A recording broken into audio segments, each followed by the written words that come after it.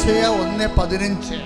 നിങ്ങൾ കരങ്ങൾ ഉയർത്തുമ്പോൾ ഞാൻ നിങ്ങളിൽ നിന്ന് മുഖം മറയ്ക്കും.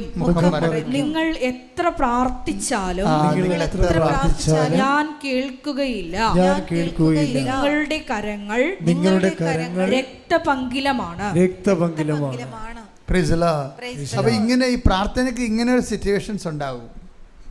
നിങ്ങൾ എത്ര പ്രാർത്ഥിച്ചാലും ഞാൻ കേൾക്കുകയില്ല. പക്ഷെ അങ്ങനെ ഒരു വിഷയം ഉടമ്പടിയിൽ ഉണ്ടാകത്തില്ല.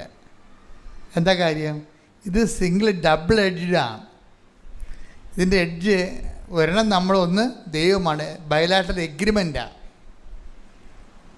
ഇത് സാധാരണ പ്രാർത്ഥന ഉടമ്പടിയും തമ്മിൽ നിങ്ങൾ തിരിച്ച് മനസ്സിലാക്കണം. ഇത് കണ്ടേ, നിങ്ങൾ എത്ര പ്രാർത്ഥിച്ചാലും ഞാൻ നിങ്ങളെ കേൾക്കുകയില്ല. അപ്പോൾ അതിൻ്റെ ചാൻസ് ഉണ്ട്.